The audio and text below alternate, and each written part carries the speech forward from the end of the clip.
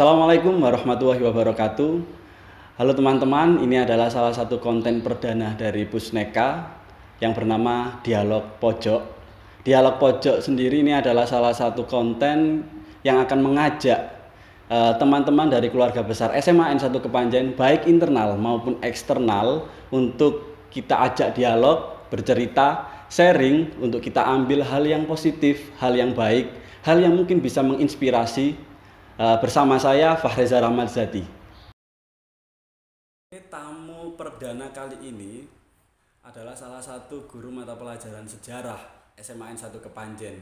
Saya perkenalkan Pak Roni. Bagaimana kabarnya Pak? Alhamdulillah. Sehat Pak? Alhamdulillah. Keluarga sehat? Alhamdulillah, keluarga juga sehat. Nah, Pak Roni ini adalah salah satu lulusan dari Universitas Negeri Malang angkatan tahun 2000 berapa Pak? 2013. Kemudian lulus tahun 2017 pas. 2017 pas. Kemudian setelah itu melanjutkan di mana Pak? Alhamdulillah, setelah lulus kuliah saya itu mencoba melamar pekerjaan di sekitar Malang, tapi alhamdulillah belum jodoh. Belum jodoh. Jodohnya di Tanah Kelahiran sendiri, di Ponorogo. Ya, Pak Hamid Zumroni ini adalah lahir di Ponorogo, kemudian mengajar di SMA Negeri 1 Selaung Ponorogo. SMA Negeri 1 Selaung Ponorogo. Selama berapa tahun? Selama 2 tahun. Selama 2 tahun. Kemudian tahun 2019 ya? Iya, tahun 2019 itu alhamdulillah mendapatkan jodoh, menikah, dapat orang Kepanjen dan mencoba mencari rezeki di Kepanjen sendiri. Alhamdulillah diterima di SMA Negeri 1 Kepanjen. Alhamdulillah ya, menjadi keluarga besar SMA N1 Kepanjen sampai sekarang. Nah, sekarang karena bintang tamu kita adalah salah satu guru mata pelajaran sejarah atau guru kenangan, bisa dikatakan seperti itu. Jadi dialog kita, cerita kita, sharing-sharing kita adalah membahas tentang sejarah. Oke, bagaimana Pak Roni kalau kita langsung saja pada intinya membahas tentang sejarah? Monggo. Ya, membahas tentang sejarah sendiri Pak Ron. Awal Pak Roni memilih bidang sejarah sebagai suatu bidang studi Bapak itu apa? Mungkin ada latar belakangnya atau mungkin ada alasannya, mungkin alasan sendiri karena memang suka sejarah atau mungkin kecelakaan Pak? Nah, jadi saya kenapa kok masuk ke pendidikan sejarah, bidang studi sejarah? Karena memang dari basic keluarga sendiri itu kan waktu saya kecil, ketika malam sering ditayangkan televisi tontonan ketoprak. Oh gitu. Tontonan ketoprak yang menceritakan tentang kerajaan Majapahit. Nah, dari hal itu saya itu suka nonton ketoprak, suka mendengarkan yang namanya cerita ketoprak. Akhirnya saya itu suka cerita-cerita masa kerajaan. Seperti itu. Awal saya itu suka. Dari itu nanti ketika masuk sekolah SD, SMP, SMA itu saya suka dengan sejarah. Alhamdulillah nilai saya sejarah itu lumayan bagus. Kalau dulu kan KKM-nya sekitar 70. Di rapat itu nilai saya dapat 80, 85 seperti itu. Oke, jadi memilih bidang studi sejarah ini karena memang passion ya? Iya, karena passion, suka emang. Sejarah ini adalah salah satu mata pelajaran kesukaan saya juga Pak Ron. Alhamdulillah. Iya, karena memang kalau kita di sekolah pelajaran sejarah itu ibarat didongengin. Iya. Benar ya Pak? Iya, benar sekali. Itu sangat memang menjadi pelajaran favorit saya. Kalau menurut jenengan Pak Ron, dari sejarah sendiri kita akan ada di Malang. Ya, di Malang ini kalau melihat dari sejarahnya itu memiliki suatu peradaban tua di Nusantara. Bisa dikatakan seperti itu karena ada kerajaan Singosari. Benar tidak sih Pak Ron bahwasanya Malang ini adalah salah satu daerah yang tua yang kaya akan peradaban? Menurut jenengan bagaimana? Kalau menurut saya emang benar. Karena memang di wilayah Malang Raya terutama itu ditemukan peninggalan kerajaan tertua, atau tidak tertua sih, cuma sejaman dengan kerajaan yang ada di Jawa Tengah. Itu Kerajaan Mataram kuno. Kerajaan Mataram kuno di Jawa Tengah. Nah, itu sejaman dengan kerajaan yang ada atau yang pernah ada di wilayah Malang, yaitu nama kerajaannya diabadikan menjadi nama stadion yang ada di Kepanjen ini. Nama stadion Kanjuruhan. Nah, itu nama dari kerajaannya. Itu baru tahu saya. Soalnya memang di dalam pendidikan mungkin waktu saya SMA, saya nggak tahu ya. Yeah. Mungkin saya waktu itu ketika guru menjelaskan itu tertidur atau bagaimana. Jadi nama dari Kepanjen ini adalah diambil dari kerajaan di sini. Bukan nama Kepanjennya, Pak, tapi nama Kanjuruhan. Stadion Kanjuruhannya ya. Oh, gitu ya. Nama Stadion Kanjuruhan itu diambil dari nama kerajaan yang pernah ada di wilayah Malang. Oh, gitu. Kerajaan Kanjuruhan. Oke. Kerajaan itu berdiri sekitar tahun 682 Saka Sebelum Singosari. Oke. Jadi emang dibuktikan dari Prasasti Dinoyo itu tertulis angka 682 Saka. Saka sendiri itu adalah tahun dalam agama Hindu. Kalau di Masehi kan ditambah 78. Jadi sekitar 780 Masehi itu berdiri Kerajaan Kanjuruhan. Diabadikan menjadi Stadion Kanjuruhan. Iya. Oh, jadi ini ada filosofinya ya. Jadi perlu tahu. Jadi kalau menjadi warga Malang wajib tahu sejarahnya Kanjuruhan ini adalah salah satu ternyata adalah kerajaan awal di Malang sebelum Kerajaan Singosari. Ya betul ya, Pak ya. Terus mungkin ada lagi yang mungkin bisa diangkat dari Malang sendiri, Pak? Nah, Kerajaan Kanjuruhan sendiri itu kan namanya kerajaan pasti ada rajanya. Iya. Nama rajanya sendiri juga diabadikan menjadi nama stadion yang ada di Kota Malang. Stadion Gajayana. Iya. Oh, itu malah rajanya dari Kerajaan Raja Kanjuruhan. dari Kerajaan Kanjuruhan. Oke. Jadi salah satu kerajaannya bernama Kerajaan Kanjuruhan, rajanya bernama Raja Gajayana dan dijadikan nama stadion di Kota Malang. Oke. Itu wawasan baru, Pak. Alhamdulillah. Iya, memang betul. Selama ini saya taunya Kanjuruhan, Gajayana ya nama stadion. Ternyata memiliki filosofi atau sejarah yang seharusnya kita sebagai warga Malang wajib tahu. Betul sekali. Oke. Selain itu mungkin ada lagi yang mungkin bisa diangkat, Pak Ron, dari Malang sendiri. Ya, jadi selain peninggalannya itu Prasasti Dinoyo juga ada peninggalan Candi Badut yang berada di daerah Badut Ngasek. Di daerah dekatnya Karangbesuki itu ada peninggalan Candi Badut. Nah, dari segi bentuknya candi sendiri itu masih condong ke era-eranya Jawa Tengah. Makanya saya katakan itu sejaman dengan Mataram kuno. Karena memang Kanjuruhan ini merupakan kerajaan bawahan dari kerajaan Mataram kuno. Seperti itu ya. Jadi masih ada sambungannya dengan Mataram kuno.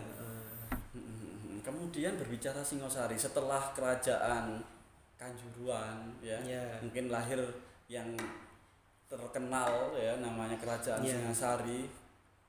Itu bagaimana itu, Pak? Sebenarnya namanya bukan Singosari ya, tapi Singhasari. Oh, Singhasari. Singhasari. Tetapi sebenarnya juga di dalam kitab itu dikatakan nggak ada nama Singhasari, adanya Tumapel. Kerajaannya Tumapel, ibu kotanya Singhasari. Tapi masyarakat luas mengertinya Kerajaan Singosari. Ya. Tapi sebenarnya Tumapel tadi. Di dalam sejarah skrip namanya Kerajaan Tumapel ya. Iya. Oke. Kemudian kita kan ada di Kepanjen, Pak Roni. Ya. Apakah ada jejak-jejak sejarah atau mungkin arsip sejarah peninggalan kerajaan-kerajaan, salah satunya mungkin Kerajaan Singosari yang mungkin masih bisa kita pelajari atau mungkin masih ada sehingga kita bisa menggali, mencari referensi? Ya. Bagaimana, Pak? Di sekitar Kepanjen ada. Jadi gini, setiap raja di Kerajaan Singhasari atau Tumapel itu meninggalkan peninggalan. Contohnya Ken Angrok. Kemudian kan raja pertamanya namanya Ken Angrok. Yang kedua ada Anusapati. Anusapati ini nanti meninggalkan yang namanya Candi Kidal. Itu tempat pendarmaannya Anusapati. Kemudian ada Tohjoyo. Yang keempat ada Ronggowuni. Nah, Ronggowuni ini meninggalkan atau tempat pendarmaannya adalah candi yang ada di daerah Tumpang. Iya, di daerah Tumpang. Kemudian nanti ada Kertanegara. Kertanegara nanti meninggalkan candi yang dinamakan Candi Singosari. Kalau di wilayah Kepanjen sendiri itu ada di daerah Karangkates, tepatnya di daerah Karangkates, Kecamatan Sumber Pucung. Itu ditemukan yang namanya Arca Ganesa. Arca Ganesa sendiri itu memiliki filosofi kan pastinya Pak Iya. Ron ya, memiliki filosofi, memiliki sejarah. Mungkin bisa dijelaskan sedikit apa sih Arca Ganesha itu Pak Ron? Jadi gini ya, Arca Ganesha. Nah, Arca sendiri itu pengertiannya adalah media untuk menyembah atau beribadah kepada dewa. oh, oke. Tempat ibadah ya. Bukan tempatnya, medianya. Medianya itu namanya Arca. Ganesha sendiri itu adalah dewa yang merupakan anak dari Dewa Siwa dan Dewi Parwati. Nah, Arca Ganesha sendiri itu dapat mudah dikenali karena memang dari segi fisiknya itu bertubuh manusia dan berkepala gajah. Kepala gajah. Nah, masalah filosofi tadi ya, Dewa Ganesha ini merupakan banyak fungsinya, bukan fungsinya ya. Dia itu merupakan dewa pelindung, dewa pelindung, kemudian dewa ilmu kepengetahuan, dewa ketaatan juga, dan juga dewa perang.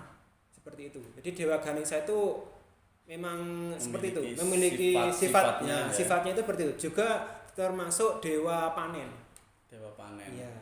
Oh, mungkin itu salah satu sebabnya kenapa Arca Ganesha ya itu ditempatkan di Karangkates. Apakah memang punya sejarah atau filosofi kenapa kerajaan Singasari itu membangun tempat sakral ya Arca Ganesha di wilayah tersebut Pak Ron? Mungkin ada sejarahnya atau filosofinya. Ya, benar. Jadi gini, Arca Ganesha ini bisa dikatakan merupakan peninggalan Singasari, terutama peninggalannya Raja Kertanagara, raja terakhirnya Singasari.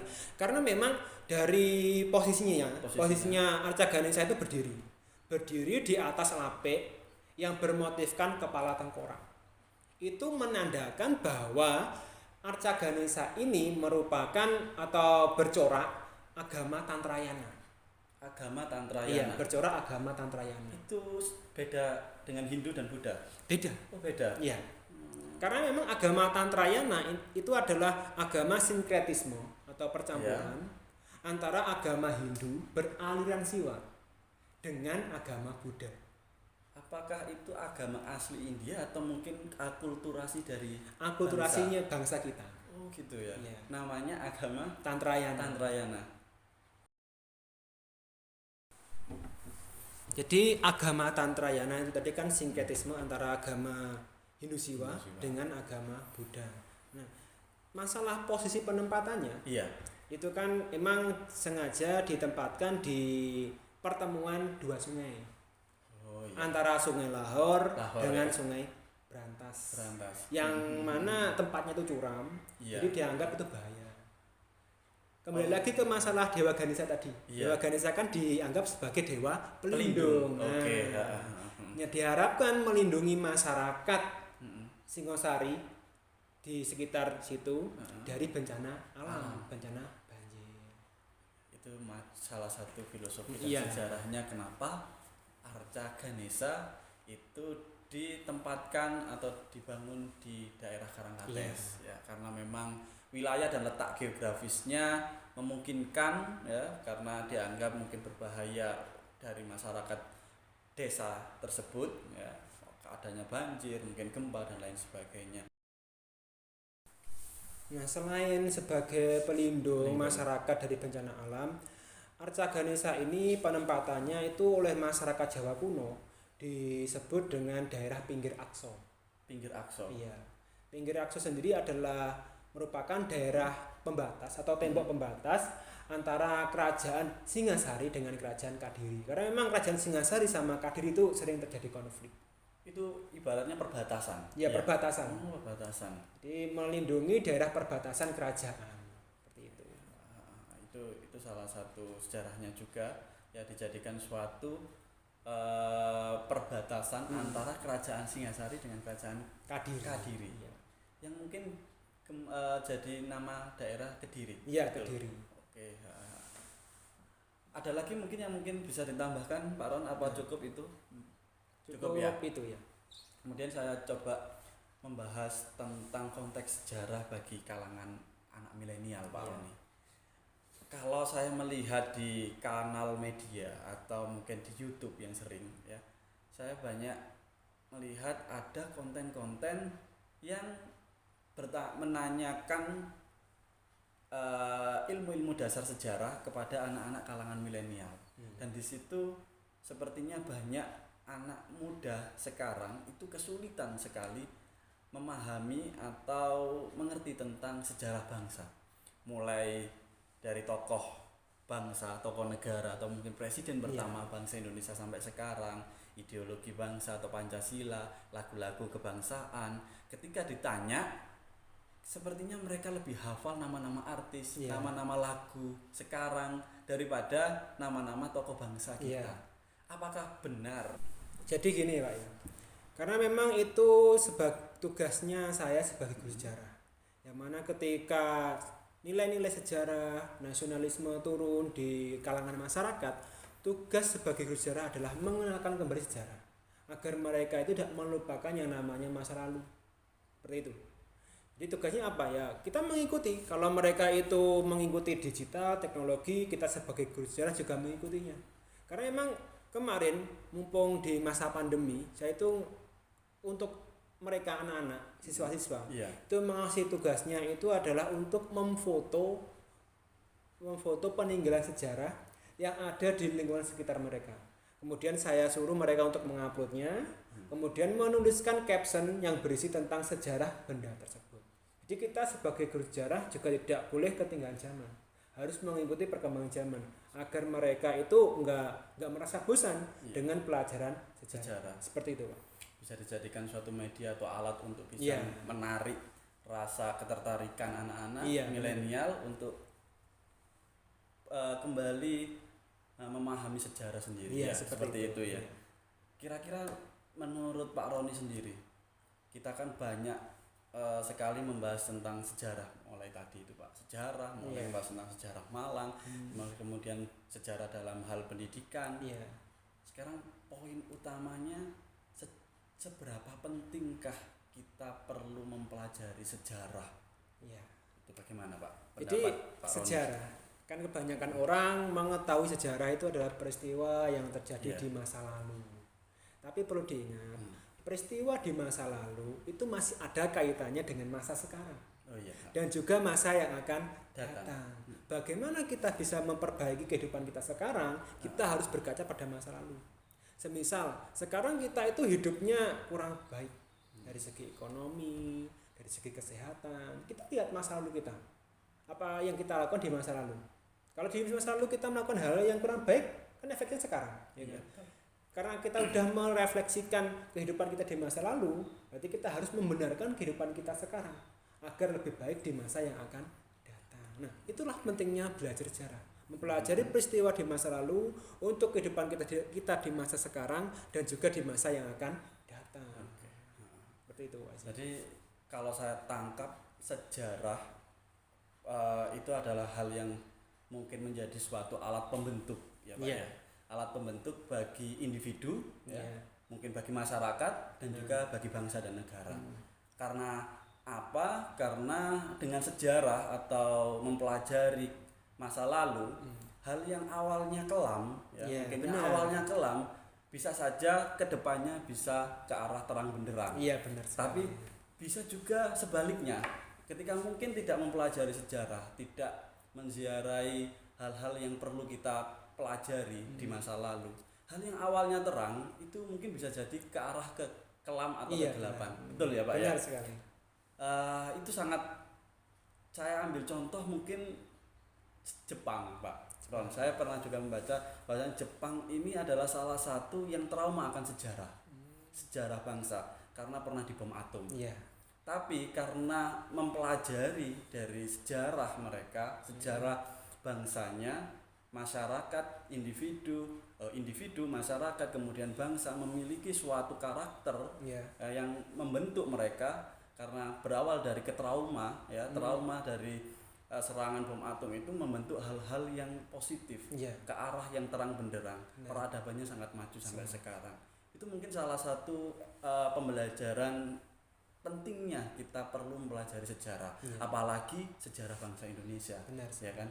Pelajaran bangsa Indonesia menurut saya sangat kaya akan khasanah atau kultur ataupun hal-hal yang lain mungkin yang perlu kita pelajari kembali sehingga kita bisa menjadi individu, khususnya bagi individu masing-masing itu bisa menjadi orang yang lebih baik, orang yang bisa bermanfaat. Iya. Atau mungkin dalam lingkup masyarakat menjadi bangsa yang besar kembali. Benar. Seperti mungkin di era-era Nusantara dulu, Majapahit, Majapahit. Jawa dan lain sebagainya. Jadi mungkin itu Pak Roni yang perlu kita sharingkan atau Iya, kita benar. dialogkan membahas sejarah ini tadi. Jadi sangat penting bagi kalangan milenial, bagi masyarakat Indonesia untuk lebih mencintai sejarah-sejarah bangsa agar bangsa kita menjadi bangsa yang lebih unggul kembali. Ya, itu Iya. itu penutup dari dialog bersama guru sejarah SMA N1 Kepanjen Bapak Roni. Terima kasih banyak Pak Roni. Sama-sama. Semoga kita bisa kembali lagi berdialog. Amin. Ya. Mungkin juga dengan tamu-tamu yang lain ya, dengan keluarga besar SMA 1 Kepanjen yang lain bisa request atau apa silahkan. Semoga dialog kita konsisten dan istiqomah. Amin. Amin. Terima kasih. Wassalamualaikum warahmatullahi wabarakatuh.